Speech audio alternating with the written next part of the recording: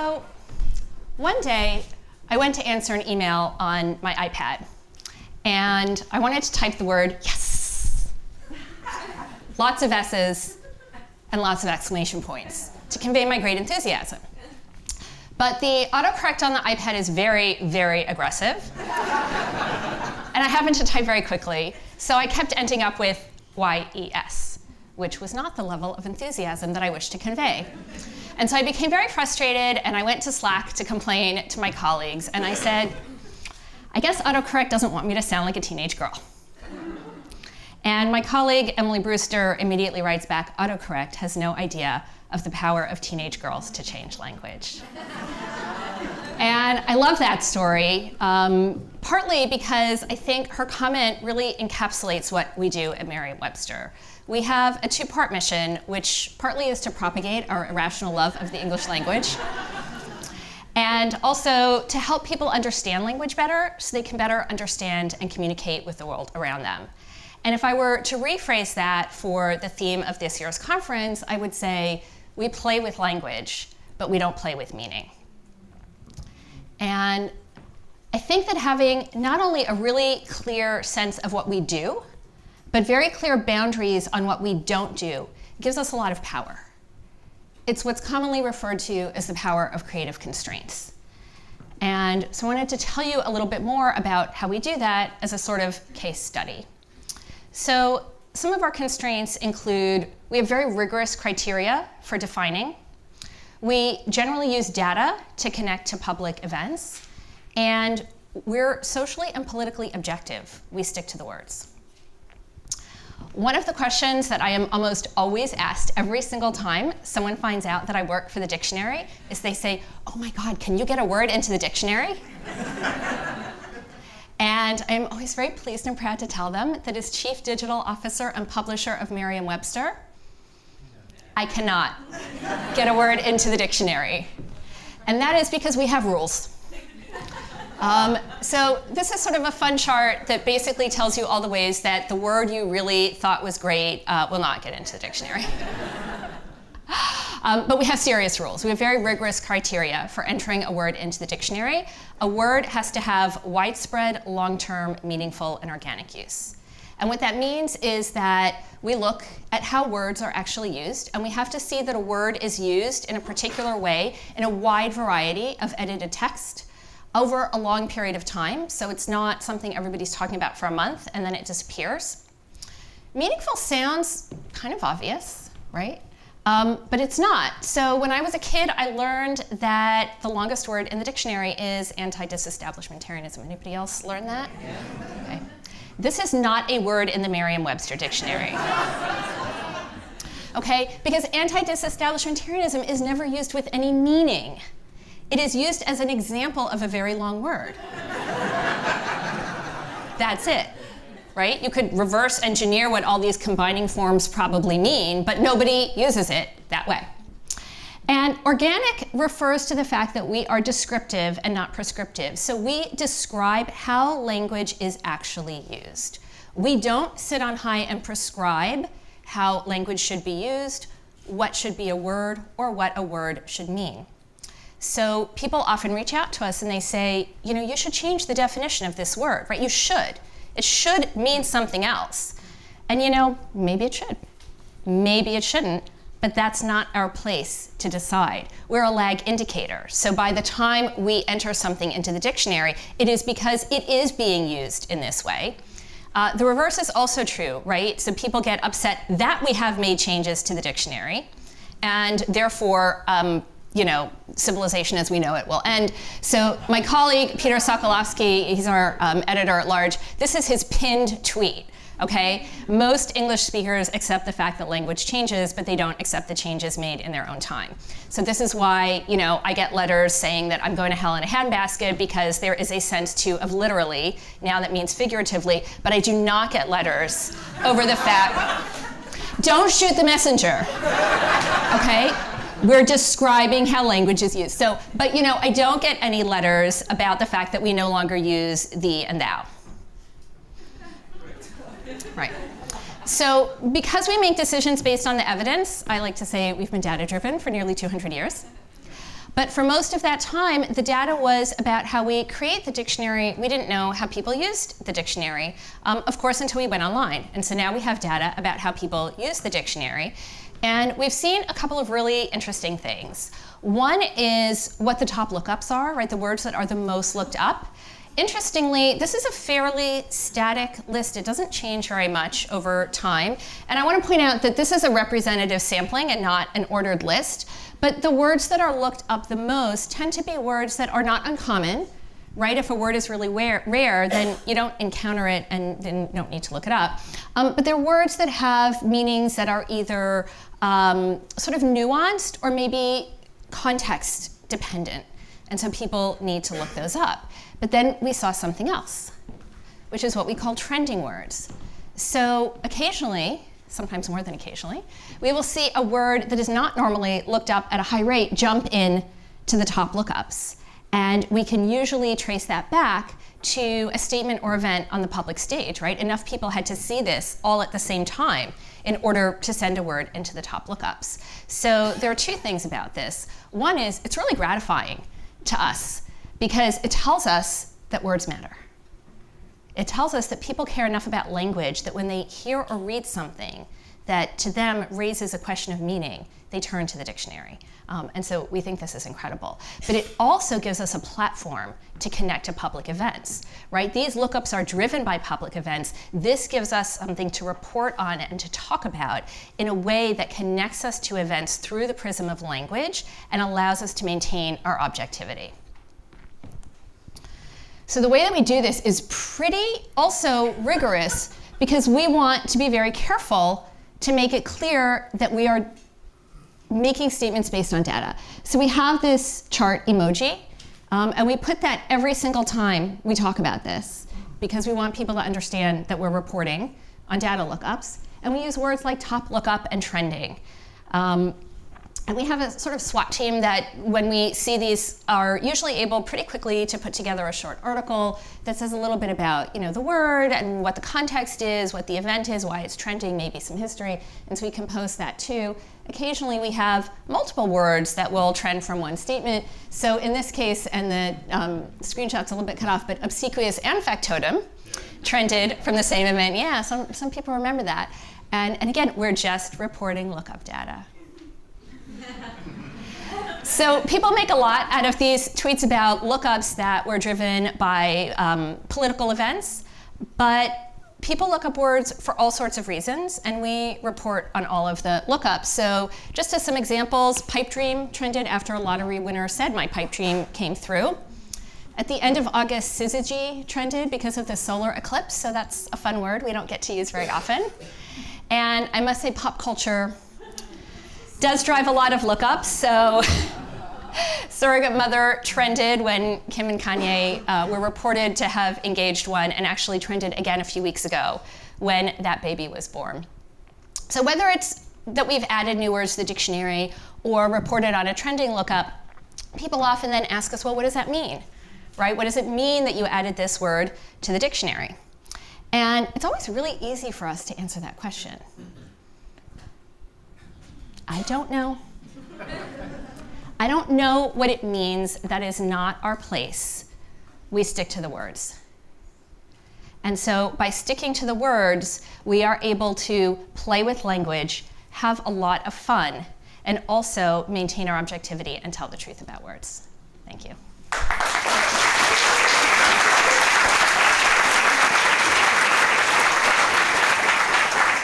Okay, so this is really fun. We're going to continue your talk in conversation with the one and only Lynn Smith, who is, Amy. She's an incredible award-winning journalist. She uses storytelling really to talk a lot about healthcare, women's rights, LGBTQ rights, and you guys are going to sit down and have a conversation. Someone's going to bring some chairs out. But I just want to ask you a question that I don't know if you know the answer to. Okay. Do you pronounce it dotard or dotard? Dotard. Dotard. Dotard. Noted. This was a topic of conversation. Thank you so much. I can imagine that it was, Yes. because I think we all saw it, and we're jealous that we had to let a creepy dictator give us a really incredible description of a person who is the dotard, and that was amazing. I loved it. All right, good. All I right. just wanted to know that. Now we have chairs out. That was my banter. That was my get the chairs out banter that I do. Great. Please welcome Amy Lynn Smith, everybody! Boom. Oh, you're coming from behind, of course. Yeah. I'm right here. I am so excited. I'm so excited to talk to you. I feel like this is my chance to play because I'm such a word nerd. To have the chance to talk to you about this is such a pleasure. And I'm so fascinated by the work you do. And I have some questions about, how you approach bringing this, what you describe as your team's irrational love of language to the digital space. So tell us a little bit about the origin story of how you have brought this digital presence and modern voice of Merriam-Webster that we know and love to life. Sure. Many people who work at Merriam-Webster have been there for a really long time. If you are a lexicographer, no one's in it. No, just kidding. If you're a lexicographer and you come to work for Merriam-Webster, that's kind of the place you might stay. I'm not a lexicographer. Also, to be perfectly honest, I'm not a lexicographer. I mentioned earlier my title is Chief Digital Officer. I'm sort of a product manager and a strategist. And the thing that happened to me when I came to Merriam-Webster about 3.5 years ago was, honestly, our public persona was maybe what people might have expected. It was kind of dry and corporate, and our social media presence, to be honest, was really boring. And inside we're having conversations like the one that I showed, where somebody has a quick and sassy answer. But this, I grabbed that story, and I could have grabbed many other stories. This is my life every day in Merriam-Webster. And so I thought, this is incredible. My colleagues are so smart, they're so funny, they're fast, they're witty. Like, why is this not our public-facing voice? And I think one of the reasons that this has worked so well is because this is not a marketing construct, it's who we really are. Fantastic. And that really reflects the power of authenticity. Yes. And I know we've talked about that a little bit, and it's so clear in what you're all doing. And I'm sure I'm not the only one in this room who's curious about what it's like to work at Merriam-Webster, sort of a peek behind the curtain at a day in the life. So one of the things I'd love to hear a little bit about is how you turn these top lookups and trending words into these smart and pithy social media posts that everybody has certainly seen, and you gave us a few examples of. Sure. So first I want to say, whenever you hear these stories and, there's a little bit of time on stage to talk about it, it sounds really easy, right? I had this epiphany, we're going to put our inside voice on the outside and everybody will love us, and here we are. I just snapped my fingers and made it. No. Right? So it was hard, and it took us a while. We were, first of all, there was a lot of other work to be done in terms of forming a content studio. When I say we've got a SWAT team and people write this content, well, we didn't do anything like that before. We write definitions. And so, we had to convince people that this was a thing. They should turn their attention from lexicography to writing these articles and convince them that this is a thing that they would want to do. We had to convince everybody that it, wasn't too risky or scary to go out there with this sassy voice. We had to, build some of the technology to support writing and publishing new types of content. So all of this takes, a lot of work, and people don't always respond, maybe the first time that you say something. And you have to commit to something over time. So we were doing this for a little while, for some months before people started taking notice. And our first viral tweet actually was, we were talking about sandwiches in the office and the definition of a sandwich, and it was before Memorial Day, and we decided to put together a, slideshow of, what's a sandwich. And we came down firmly on the side, the hot dog is a sandwich. Yes, and apparently people have very strong, deeply felt beliefs about whether in fact the hot dog is a sandwich, and so exactly, there was a lot of response to this, and who knew, right? That wasn't the thing that we went out going, this is it, I'm going to catch lightning in a bottle with my hot dog tweet. But we did. So you have to really, you have to lay the groundwork. You have to think about the ecosystem and say, well, if I'm going to do this, right, I need to have content to tweet about, right? I can't just say randomly sassy things. You should do that too. and content to tweet about and all of the infrastructure and everything that's necessary. Now, of course, everybody's quite keen because it's gone very well. Right, absolutely. So, and it sounds like such an incredibly fun place to work. It's really fun. But I'm going to get a little bit more into some of the procedural stuff before we talk a little bit about the content. In terms of how you are using data to connect with public discourse. So, for example, how do you know why a word is trending or what's causing a word to trend? Sure. I mean, this is on our website, and so we have analytics tools on our website. Every definition page is unique and has a unique page name, and so we've built out some tools so that we can just look at a list and say, oh, this has this many lookups in this period of time, and the list is, that we look at is ordered, and so we're, accustomed to looking at it. So, if I see, socialism and serendipity, it's not really remarkable to me, but then you'll see something else jump up. And actually, subsequently, since this became a thing for us, is we built a little bot that actually pings us and tells us when something is trending, according to whatever, parameters we've given. And we look at that and say, where is this coming from? Is this organic, right? If it's our own word of the day, that kind of doesn't count. And, is this organic? And then we look and see what happened. And so usually it's pretty easy to tell what happened. Either we know because it's something that everybody is turned into, and in fact, sometimes there's little bets and conversations going on in Slack, oh, watch for this one to trend. And sometimes we're right and sometimes we're not right. But sometimes you just, because everybody's talking about it. But honestly, you can do a quick search and say, what pops up? When I put in this word, is this a huge headline somewhere? We are doing other work during the day. So we can't, we can't be watching this every second. But sometimes it's really obvious, and so we're able to see that. Occasionally people will leave a comment on the page that tells us why they're looking it up, and that can be helpful. Occasionally we don't know. And so we either have to sort of let it pass by in silence, or we have actually gone out on social media and said, such and such a word is trending. Does anyone know why? Right? Because again, it's social media. So, we'll just say, we don't know. And sometimes people will tell us, and it could be like, this was on a television show. And so it was, it was a blip, it went by, it's not showing up on a Google search, but so many people were tuned in. Fantastic. I love how you engage people at times when it's appropriate. You have your own team, obviously, of brilliant people and fun people, clearly. Probably a lot of hot dogs. But, we all, I think most people are so familiar with your tweets, they might not be as aware or might forget that you also have a wonderful website. And one of the sections that's so appropriate to the theme at Frank this year is the Words at Play section. I'd love to hear a little bit more about how you play with words without playing with meaning. Sure. So we really,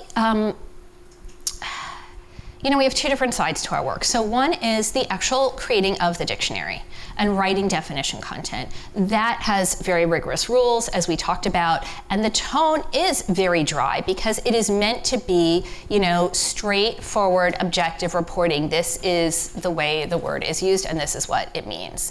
And we created this Words at Play blog to reflect the other side of that, which is those types of conversations that we have and the fun that we have, and the way people talk about things internally.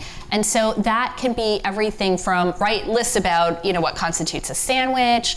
Sometimes it's word history. Some of our content appeals more broadly and some more narrowly. So we do some really kind of word nerdy stuff because we like it, and some other people like it, and so we might talk about etymology. We do a lot of differences between things that are commonly confused or surprising about language, and we have a feature within Words at Play that we call Words We're Watching.